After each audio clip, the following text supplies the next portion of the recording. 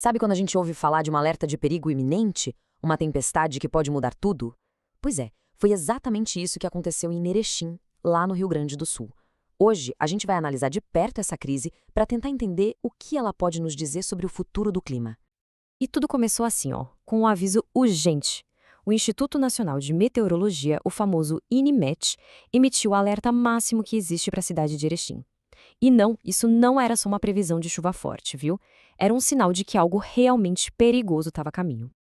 E quando a gente olha para este mapa, dá para ter uma ideia do tamanho da ameaça. A área em vermelho não era só Erechim, ela cobria uma região inteira.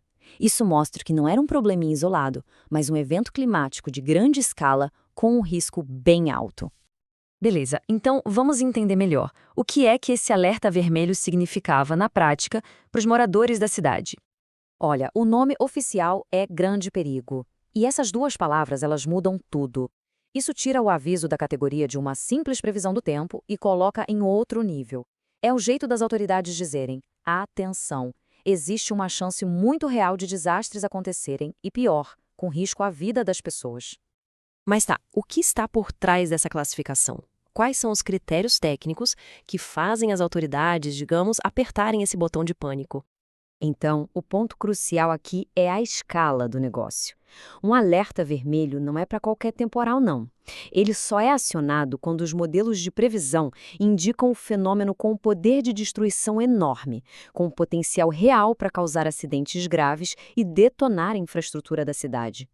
E o interessante aqui são os números, né? Para um alerta vermelho ser disparado, a previsão precisa bater em limites bem específicos. Mais de 60 milímetros de chuva em uma horinha só, ou mais de 100 milímetros no dia todo. E o vento, rajadas acima de 100 quilômetros por hora. São condições que, com certeza, vão causar problemas sérios. Mas aí fica aquela pergunta, né? Será que esse alerta surgiu do nada, como um raio em céu azul? Bom, não foi bem assim.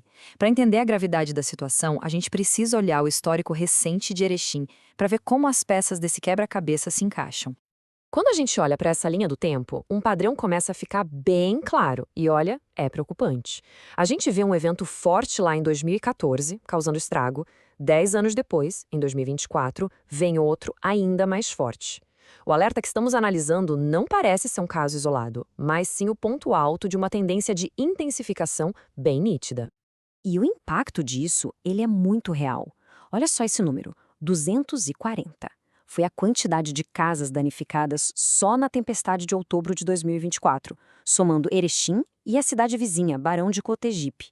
Isso não é só uma estatística, são 240 famílias que tiveram a vida virada de ponta cabeça. E qual foi a força por trás dessa destruição toda? Esse número aqui, 122 quilômetros por hora. Para se ter uma ideia, isso é uma velocidade de vento que se compara de um furacão categoria 1.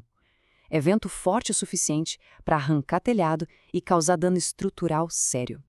E, sabe, às vezes os números não contam a história toda. Mas um depoimento como esse, ele conta.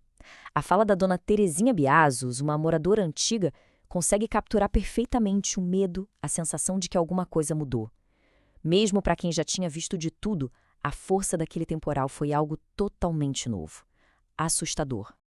Então, a gente viu o que aconteceu. A pergunta agora é: por quê? O que é que está por trás dessa escalada de eventos extremos? Vamos dar uma olhada na ciência que alimenta essas super tempestades. Bom, a resposta principal, segundo os especialistas, tem nome e sobrenome. Fenômeno El Niño. Pensa nele como um grande aquecedor no Oceano Pacífico. Quando ele está atuando com muita força, como era o caso, ele basicamente bagunça todo o padrão de chuvas no planeta. E o que ele fez foi criar um corredor de umidade que descarregou com tudo bem em cima do sul do Brasil. E esses mapas de chuva aqui são bem reveladores. Essas manchas de azul bem escuro sobre o sul do Brasil mostram uma quantidade de chuva absurda acumulada em só 10 e 30 dias. O solo já estava encharcado, sabe? Era o cenário perfeito para inundações e deslizamentos por toda a parte.